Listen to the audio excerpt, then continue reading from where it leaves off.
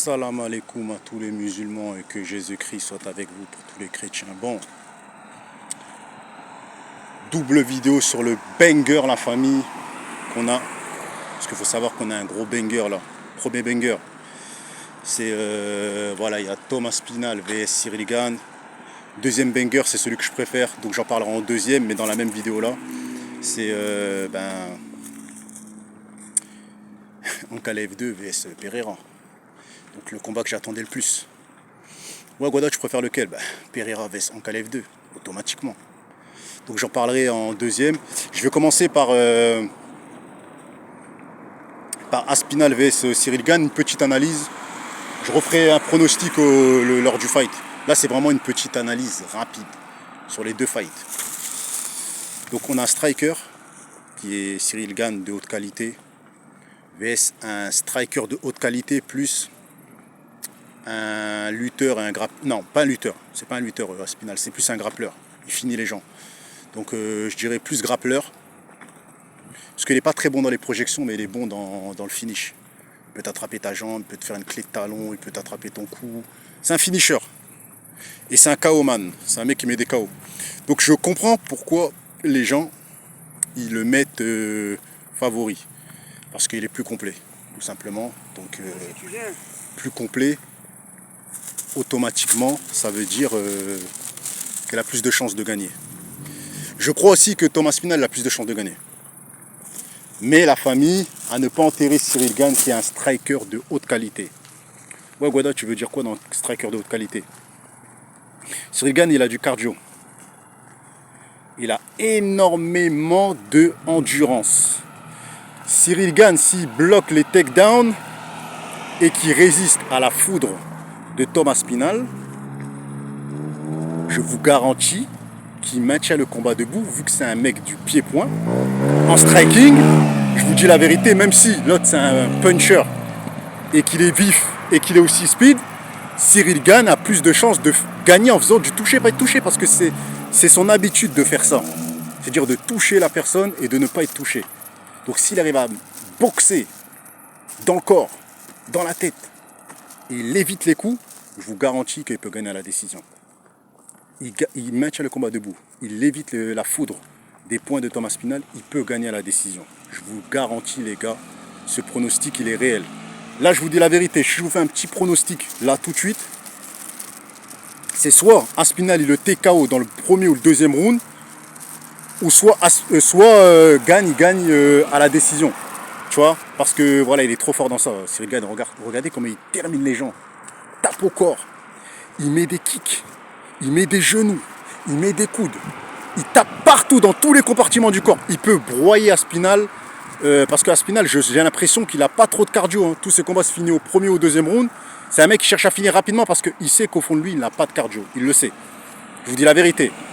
Donc Aspinal plus complet que Cyril Gane, mais Aspinal, mes frères et sœurs, il part favori, je le comprends, parce qu'il a plus de chances de finir Gane, mais Gane, s'il est intelligent, il peut le faire. On passe au deuxième pronostic, à la deuxième analyse. Ankalaev vs Pereira 2. Déjà pour commencer, il faut savoir que Pereira, mes chers frères et sœurs, était blessé.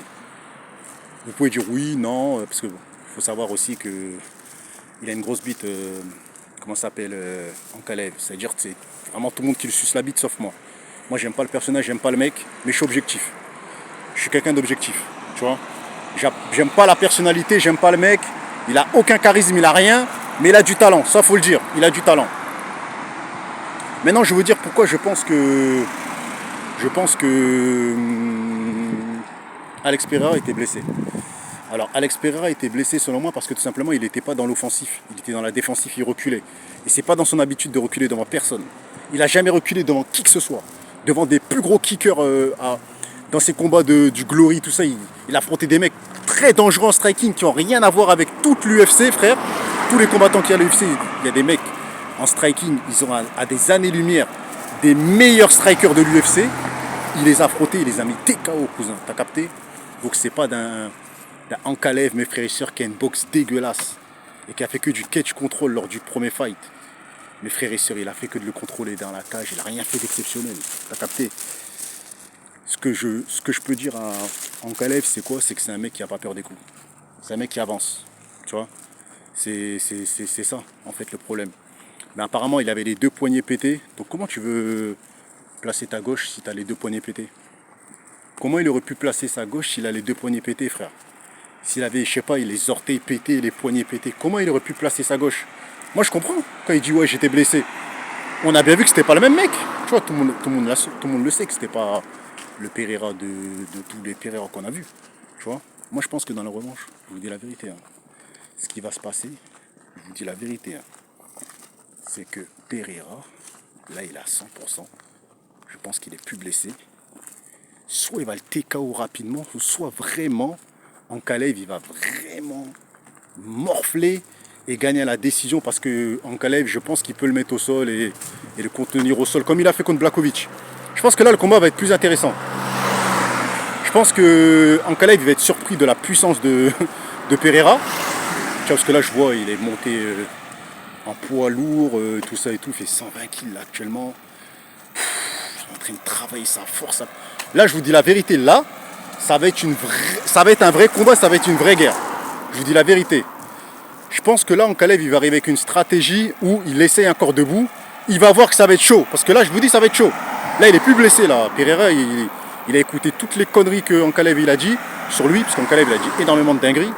Il a dit que, voilà, Pereira, il fuyait le combat. Il a eu peur de lui. Ou je sais pas, il a raconté que des conneries. Alors que le gars, il a dit clairement qu'il était blessé. Et que c'était la raison pour laquelle il n'a pas été offensif. Qu'il était sur la défensive. Donc, les gars,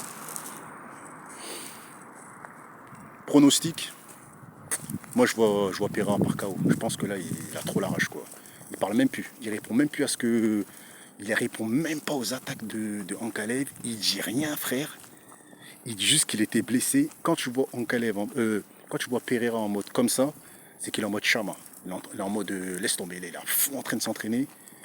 Il laisse Ankalev essayer de rentrer dans sa tête.